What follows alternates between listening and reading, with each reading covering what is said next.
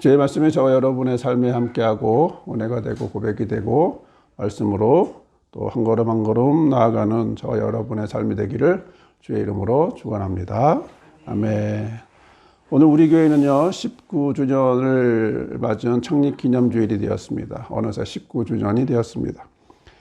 19주년 동안 또한 지난 19년은 같은 장소였고 또 이번에는 새로운 장소로 옮겨서 예배하게 되었습니다.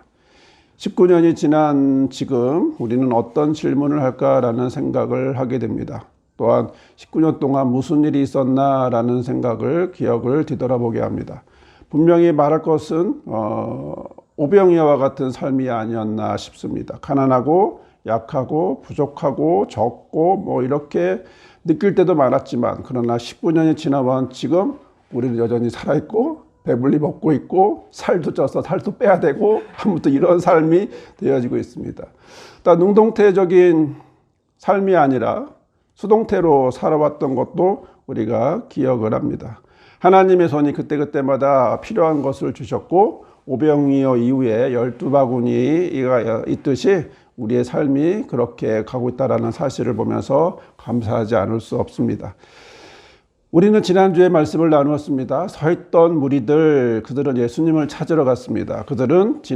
이것은 지난주 우리가 나눈 말씀의 핵심인데 오병이어의 표적을 경험한 큰 무리들, 그러나 대부분은 집에 갔을 것이지만 그 중에 일부의 사람들이 남아서 다음날 예수님이 계신 곳까지 찾아가게 됩니다. 그러나 그곳에 갔을 때 그들은 그들의 예상과 달리 예수님도 제자들도 없었다, 보이지 않았다라는 말씀을 하고 있습니다. 24절에 무리가 거기에 예수도 안 계시고 제자들도 없음을 보고 라고 가봤는데 안 계신 거예요. 자, 왜였을까요? 밤새 힘겹게 노를 저었던 제자들은 그들을 보시고 무리를 걸어오신 예수님과 함께 가버나움으로 가버린 거거든요. 그렇기 때문에 마태복음에 나와 있는 바로 이렇게 제자들이 힘겹게 노를 젓는 모습을 보시고 오신 예수님과 함께 가버나움으로 가버린 이들은 당연히 그 바다 건너편에 있는 곳에 있을 리가 없는 거죠. 가버나움으로 갔으니까요. 자, 그러면 바로 그 시간, 그 장소, 같은 시간, 같은 장소, 같은 상황에 있었던 다른 사람들은 뭐를 하고 있었을까요? 제자들은 힘겹게 돌을 저었고 또 예수님은 무리를 걸어왔던 그 시간, 그 장소, 그 상황에서 다른 사람들은 뭘 했을까? 우리는 요한복음 6장 17, 19절의 말씀에 보면 이미 어두웠다라는 사실을 알게 되죠. 또 큰 바람이 불었고 파도가 일어났다는 것도 알게 됩니다. 제자들은 노를 저어서 심리를 갔다라고 하는 것까지도 말씀을 하고 있지만 성경은 다른 사람들이 무엇을 하고 있다라고에 대한 이야기는 또 기록하고 있지는 않아요. 하지만 우리가 예상해 볼 수 있는 건 날이 어두워졌고 한밤중이고 새벽이고 또 갈릴리 바다에 큰 바람이 불고 파도가 일어난 걸 볼 때 제자들은 힘겹게 저어서 시베리아를 갔지만 다른 사람들은 이 어두움을 뚫고 큰 바람과 파도를 뚫고 갈릴리 호수에 피해서 안전한 장소까지 이동하려고 했을 거라고 하는 것은 우리가 예상해 볼 수 있습니다. 자, 무리들은 바다 가운데 있는 게 아니라 그리고 예수님을 찾아왔던 이 무리들은 어부들이 아니기 때문에 바다 가운데 있지 않았죠. 해변에 있었죠. 해변에 있으니까 다음날까지 잘 지내고 있다가 평온하게 있다가 파도 치는 난리가 난 그 바다를 바라보면서 다음날 하루를 기다리고 다음날 예수님이 있을 거라고 예상되는 곳으로 가려고 했던 겁니다. 그들이 그렇게 안전한 위치에서 피신을 하고 있을 때에 예수님과 제자들은 어떻게 해요? 예수님은 제자들을 보러 왔고 제자들은 무리를 걸어오는 예수님을 걸어오는 장면이 있을 거라고는 정말 전혀 상상도 하지 않았을 거라고 생각이 들어요. 어떻게 사람이 무리를 걸어온다는 상상을 저기 예수님이 무리를 걸어가고 있다 상상을 했겠어요? 파도를 치니까 안 보였을 거지만 해변에 있으면서 보이지도 않았을 거고요. 여튼 사람들은 그렇게 해변가에 있다가 다음날 이제 오게 됩니다. 자, 제자들이 이렇게 예수님과 함께 가버나움으로 가버리자 사람들은 그곳에 예상했던 곳으로 왔지만 아무도 없는 것을 보게 됐고요. 그러니까 뭐예요? 그들은 곧 배를 타고 예수님을 찾아서 소식을 들은 가버나움까지 가게 됩니다. 우리는 여기서 우리가 지난주에 그들의 모습에 대해서 함께 나누었습니다. 그건 뭐냐면 찾으러라는 거죠. 찾으러. 뭐예요? 현재 능동태라는 거예요. 현재 능동태. 굉장히 적극적으로 큰 도시였던 가버나움으로 가서 크다는 게 뭐 로마까지처럼 크다는 건 아니고 어느 정도 좀 큰 중심지 같은 그런 곳인데 이 가버나움으로 가게 된 거죠. 예수님이 어디 계신지 알지 못하니까 찾으러 다녔겠죠. 예수님이 어디였을까 막 이 무리들이 흩어져서 찾았을 겁니다. 그러다가 예수님이 회당에서 사람들을 가르치고 있는 것을 보게 되었을 것이고 소식을 들었을 것이고 그렇게 해서 예수님을 찾아가게 됩니다. 자, 그리고 나서 오늘 말씀이죠. 25절 읽어볼까요? 바다 건너편에서 만나 랍비여 언제 여기 오셨나이까 하니 그들은 놀란 거예요. 언제 예수님은 이곳에 와 계실 수 있었을까 하는 거예요. 분명히 어제까지만 해도 예수님은 사람들을 보냈고 제자들을 배에 태워 보냈고 예수님은 산으로 갔는데 시간상 계산해 보면 그게 참 쉽지가 않았을 건데 어떻게 여기까지 왔느냐라고 하는 거죠. 바다 건너편에 서 있는 것이라고 생각하고 있었는데 이미 자기들 갔을 때는 없는 걸 확인했잖아요. 그리고 이제 소식을 듣고서 가버나움에 왔는데 와서 보니 가르치고 있더라는 거죠. 그러니까 사람들이 뭐라고 물어요? 언제 여기까지 오셨어요? 이렇게 묻는 거예요. 언제? 어느새 이렇게까지 오신 거예요? 라고 하는 질문인 거죠. 자, 그런데 여러분, 우리는 여기서 그들의 질문인 언제 여기까지 오셨나이까를 생각해 보고자 합니다. 다르게 질문할 수는 없었을까? 질문은 다양하잖아요. 다르게 질문할 수 있잖아요. 다르게 질문할 수는 없었을까? 우리는 느끼죠. 이 당연한 질문 아닐까? 이렇게 질문하지 않을까? 어느새 여기까지 오셨습니까? 라고 질문의 느낌상 그랬을 거라고 예상이 되는데요. 자, 질문을 한번 생각을 해봅니다. 질문이란 어떤 것일까요? 첫 번째, 질문이라고 한다는 것은 그 사람 안에 있는 주관적인 것이 나옵니다. 보통 사람들은 자신 안에 궁금한 게 이야기를 하게 되고 질문을 하게 되죠. 예를 들어 대통령 브리핑실에 있어요. 기자가 손을 들어요. 우리는 그때 그 신문 기자가 자기는 어느 방송사 또는 어느 신문사 누굽니다 라고 말할 때 우리는 예상합니다. 그 신문사가 보수적이냐 진보적이냐에 따라서 이 사람의 질문이 뭐였을 거라는 걸 예상하죠. 무슨 얘기예요? 그 사람이 궁금한 자신이 관점에서 필요한 그리고 보수적이든 진보적이든 자기 안에 궁금한 것을 이야기하는 거죠. 즉 이들의 무리들의 관심은 뭐예요? 언제 여기까지 왔어요? 라고 하는 것이 질문인 거예요. 그게 궁금한 거예요. 어떻게 여기까지 왔어요? 라고 그게 궁금한 거죠. 자신들의 생각할 때는 어제 저녁에 산에 가셨고 제자들은 바닷가에 갔기 때문에 아마 우리가 가면 그곳에서 같이 가버나움으로 올 거라고 생각했을 텐데 이게 아니라 먼저 와 계셨다라고 하는 것 자체가 이상한 거죠. 신기한 거죠. 그래서 결국 예수님이 어떻게 보여요? 신비롭게 보이는 거예요. 더 신비롭게 보여요. 어떻게 이렇게 더 빨리 축지법을 사용하시나 싶을 정도로 빨리 오시는 거죠. 오병이어를 이루셨듯이 공간도 순간적으로 빨리 움직이시는 능력을 가진 게 아니야? 라는 상상을 하게 됩니다. 그렇기 때문에 예수님을 왕으로 삼고 싶은 그들의 바람이 담긴 질문을 하게 된 거죠. 언제 여기까지 오셨나요? 이렇게 빨리 오셨나요? 혹시 당신은 축지법을 쓰시나요? 뭐 이런 내용들의 당신 여전히 우리에게 특별히 뭔가를 주실 수 있는 특별한 분이시군요 라고 하는 그런 바람이 그런 분이셔야만 돼요 라고 하는 바람이 그 속에 담겨져 있다라는 거죠. 두 번째로 질문은요. 그런 점에서 그들은 다르게 질문할 수 없었을까라는 생각을 해보게 됩니다. 즉 질문은 너무나 주관적이고 너무나 자기중심적이거든요. 언제라고 하는 시간 부사를 사용했어요. 자신의 궁금함을 얘기한 거죠. 자, 이게 무슨 얘기냐면 언제라는 말보다 어떻게라는 질문을 하면 어땠을까요? 자, 무엇을 위해 라고 질문했으면 어땠을까요? 자, 그래서 그러면 질문을 달리하면 뭐도 달라져요? 대답도 달라지잖아요. 그러니까 질문을 어떻게 하느냐에 따라 대답이 달라지죠. 그래서 그런 얘기 있잖아요. 좋은 질문을 해야 된다. 뭐 이런 얘기하는 것처럼 좋은 질문을 하는 게 중요한데, 자, 어떻게라고 물어봤다면, 어떻게 여기까지 오셨어요? 라고 물어봤다면 예수님은 어떤 대답을 하셨을까? 상상하건대 무리를 걷는 이야기를 하지 않으셨을까? 무리를 걷다가 걸어오신 얘기들, 또 그리고 마태복음에는 물에 빠져 허우적대는 베드로를 구해주는 얘기, 뭐 이런 얘기도 해주지 않으셨을까? 어떻게 여기까지 오셨어요? 라고 한다면, 또 무엇을 위해? 라고 질문을 했다면, 무엇을 위해 가버나움에 오셨어요? 라고 질문을 했다면 예수님은 뭐라고 대답하셨을까요?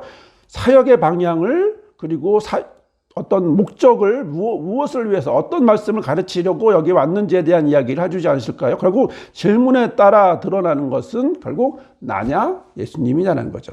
언제라고 질문한 건 나의 궁금함이죠. 그러나 어떻게, 예를 들어 어떻게 아니면 무엇하러 간다면 예수님을 하라는 거잖아요. 예수님에 대한 그 질문의 방향이 어떻게 이렇게 달라진다라고 하는 것을 언제에서 어떻게와 무엇으로라고 했을 때 이렇게 방향이 달라진다는 것을 느껴지게 되죠. 셋째로 질문을 통해서 자신을 드러내려고 합니다. 언제 여기까지 오셨나이까? 라고 하는 질문에는요, 여전히 자기도 여기까지 왔다라는 걸 드러내고 싶은 거죠. 당신을 찾아서 빙글빙글 돌았지만 나 여기까지 왔어요? 라고 하는 자신의 열심을 드러내고 싶은 그런 중심적인 그런 표현이 그 안에 담겨지게 되죠. 마지막으로요, 네 번째는요, 자기에게 집중된 질문은요, 자신의 생각에 갇혀서 다람쥐 쳇바퀴처럼 변화되지 않는 질문을 할 수밖에 없어요.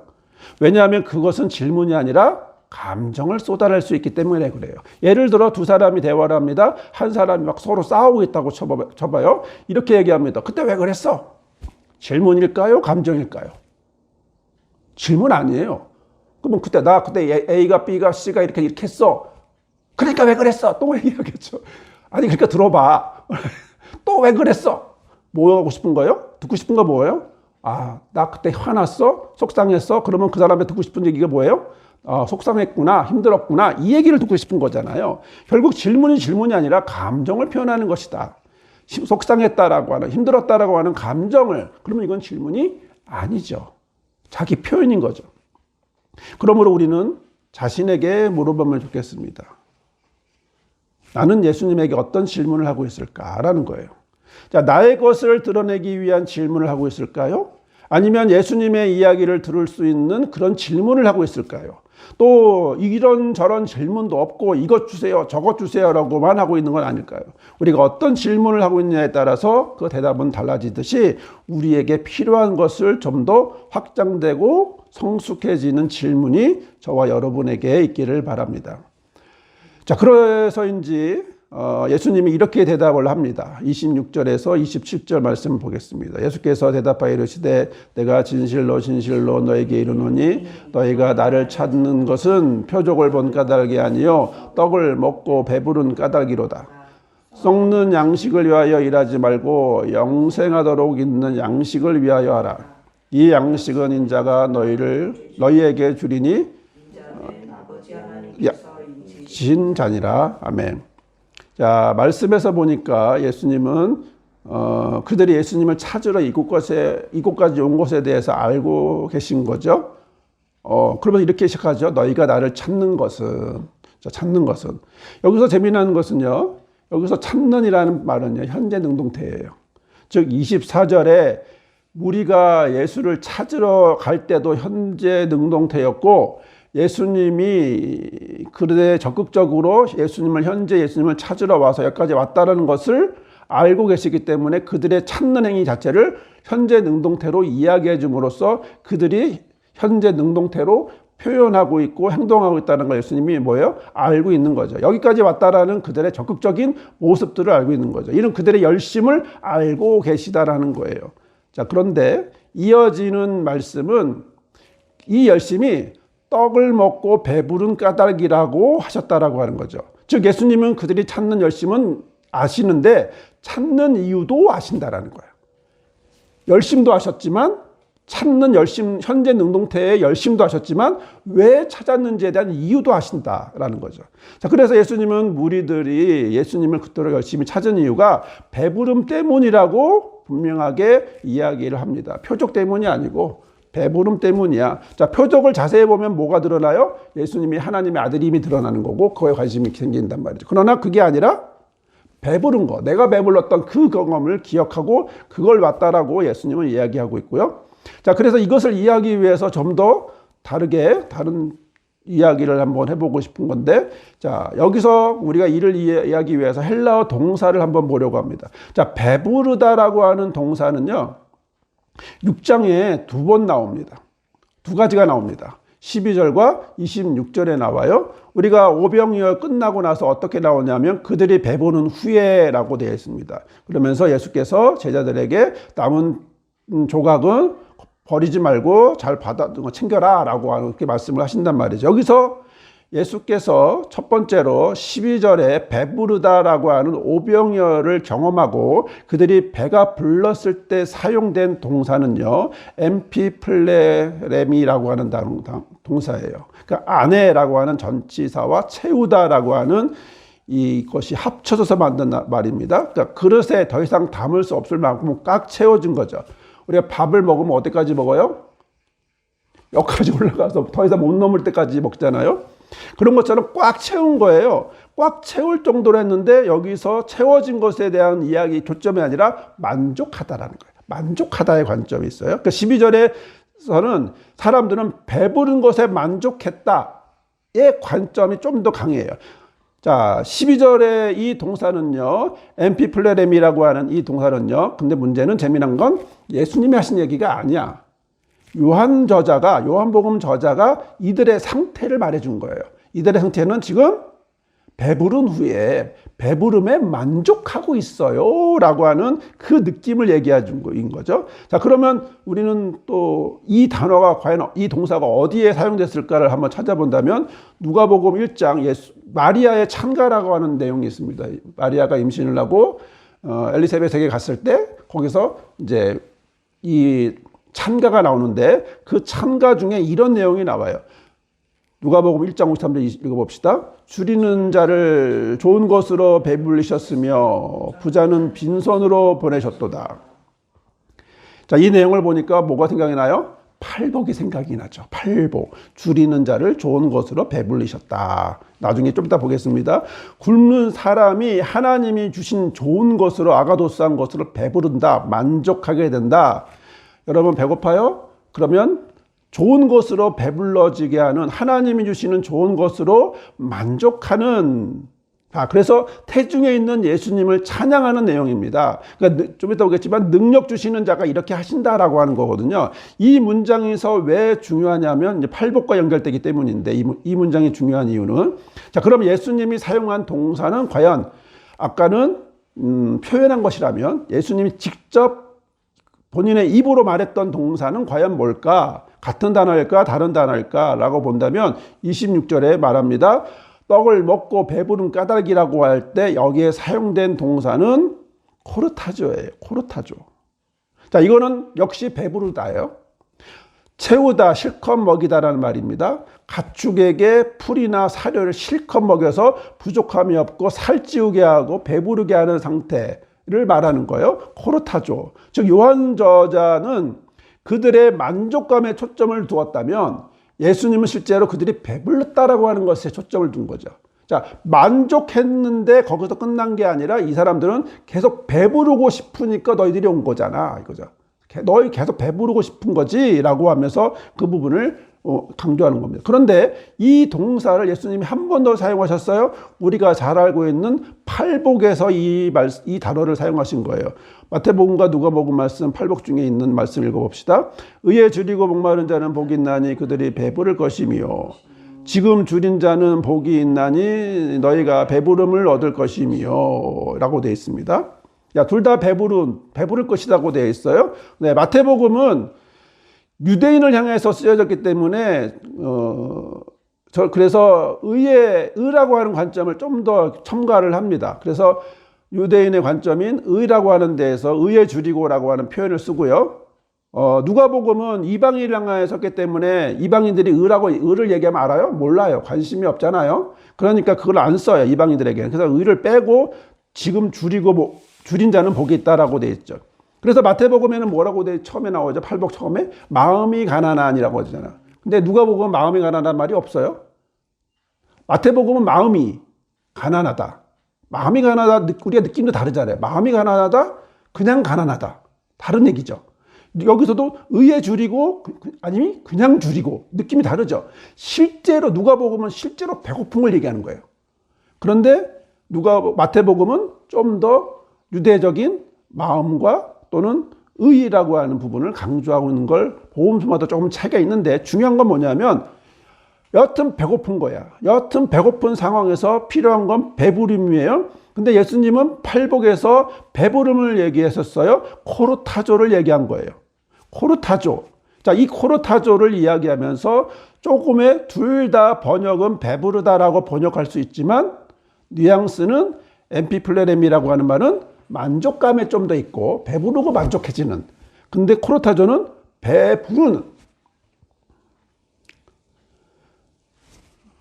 먹방을 하시는 분들은 아마 이 코르타조는 경험이 안 될 것 같아요. 끝없이 뭐 들어가야 되니까.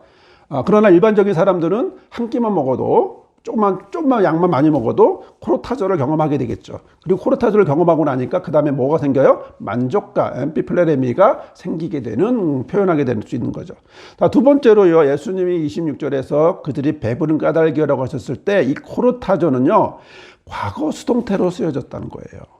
12절에서도 엠피플레레미도 과거 수동태라는 거예요.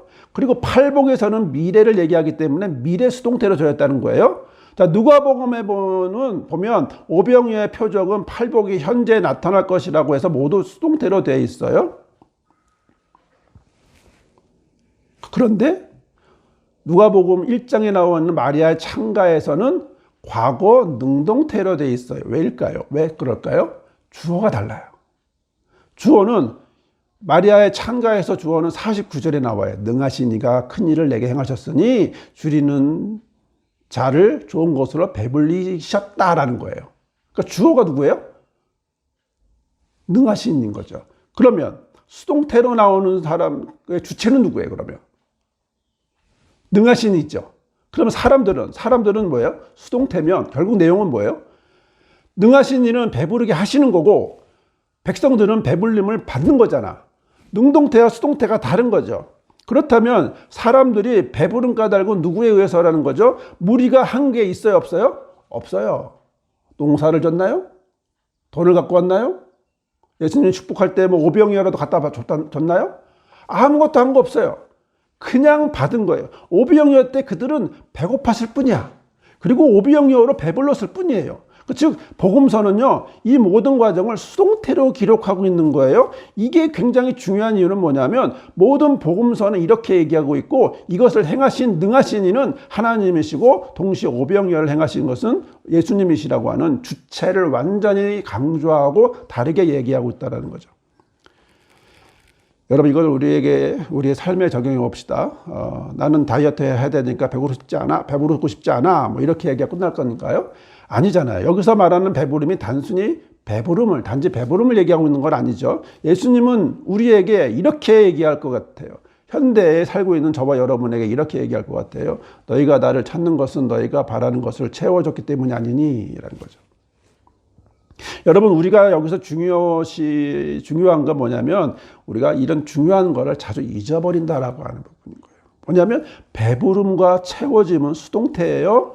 수동태는 내가 한 게 아니에요. 받은 거예요. 그럼에도 우리는 그것을 잊고 계속해서 채우길 바래요. 그리고 채워지지 않으면 뭐라고 얘기해요? 어떤 상황이 딱 되면 뭐라고 얘기해요? 아주 작은 일이든 큰 일이든 이게 이루어지면 소원이 없겠다고 얘기하죠. 소원이 없어요? 그것만 이루어져 봐요. 그 다음에 또 나오지. 그것도 이루어지죠? 또 나와요. 또 나오고. 몸에 가시가 붙으면 가시 빼는 게 소원이 없겠다고 하다가 가시 빼고 나면 다음에 다른 게 생각나고 뭐 계속 우리는요, 소원이 끊임없이 나와요. 거짓말이죠. 소원이 없겠다? 거짓말이에요. 우리 소원은 끝없이 나와요. 우리의 소원은 끝없이 나오는데 사소한 것부터 큰 것까지 계속 나와요. 그렇게 우리는 많은 것을 바래요. 그리고 우리는 많은 것을 바라고 있음을 잊어버려요. 그렇다면 예수님을 찾아온 무리들에게 하신 말씀은 곧 저와 여러분에게 적용이 되는 거죠. 우리 삶의 기적의 주체는 우리가 아니야. 예수님이야. 하나님이야. 라고 지금 이야기하고 있는 거죠. 너희가 배불러진 것 때문이야. 라고 하면서 이중적인, 너희가 잊어버리고 계속해서 배를 채우려고 하고 있지만 그것은 배불러진 거잖아. 니네들이 뭘 해서 배부른 게 아니잖아. 라고 하는 의미를 담게 되는 거죠. 그래서 예수님이 이렇게 좀 더 구체적으로 다음에 이어서 얘기하기도 합니다. 27절 읽어봅시다. 썩는 양식을 위하여 일하지 말고 영생하도록 있는 양식을 위하여 하라. 이 양식은 인자가 너에게 주리니 인자는 하나님 아버지 하나님께서 인치신 자니라. 아멘. 우리는 여기서 예수님은 양식을 두 가지로 표현하고 있다는 것을 보게 되죠. 썩는 양식, 영생에 이르게 하는 양식. 자, 전자가 아니라 후자를 위해서 일하라고 하고 있어요. 이제 왜냐하면 이 양식은 인자가 주실 거기 때문이라고 미래형을 쓰고 있어요. 자, 이 부분은 다음 질문과 연결되기 때문에 다음에 나누도록 하겠습니다.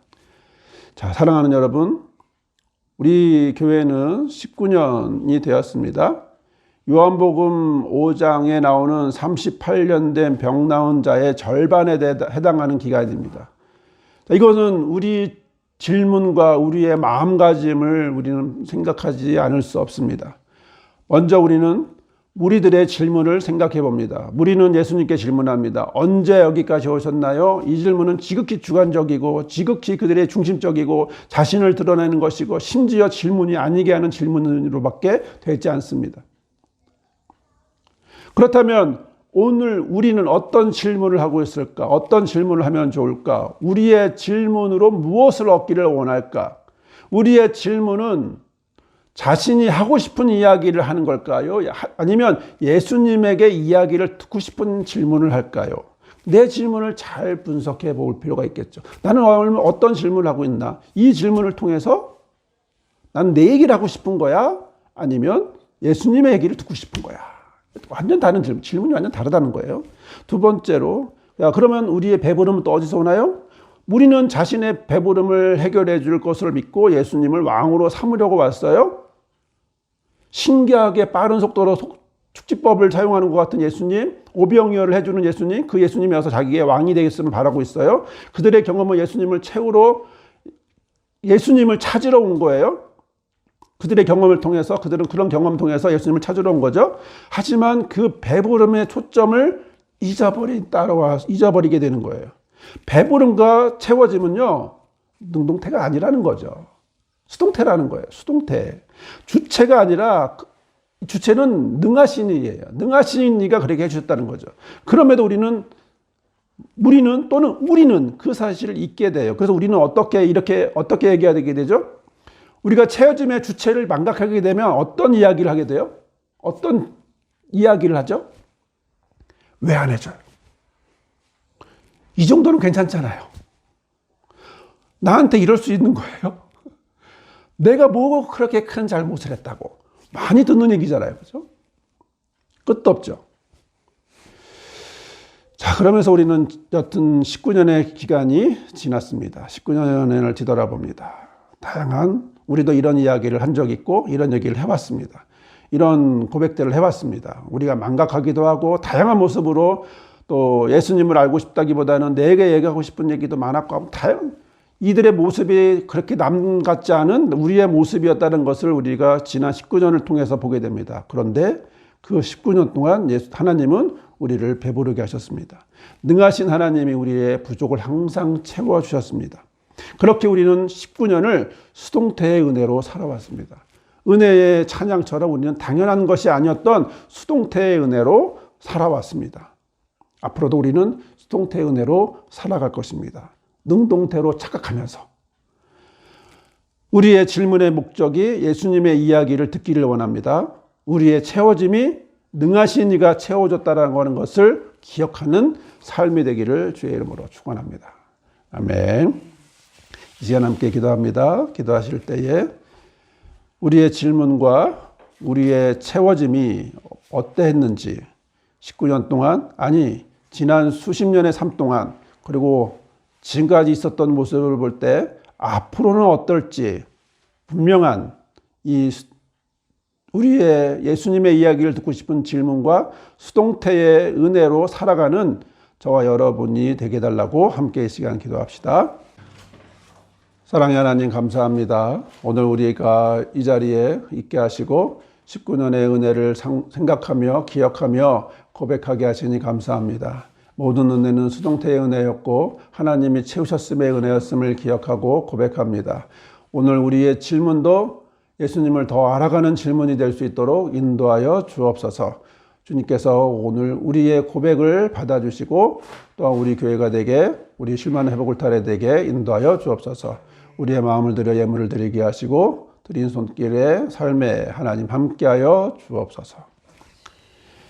이제는 지금까지 인도하신 예수 그리스도의 은혜와 앞으로도 인도하실 아버지 하나님의 크신 사랑과 매 순간마다 느끼게 하시는 성령의 역사하시고 도우시고 함께 하심이 오늘 우리의 질문을 좀 더 예수님을 향하게 하시고 또한 오늘 우리의 고백이 수동태의 은혜에 감사할 줄 아는 고백이 되도록 결단하는 바라는 모든 우리 교회 성도들 삶 위에 우리 교회와 실만의 볼타리 위에 영원히 함께 하옵시기를 간절히 축원합니다.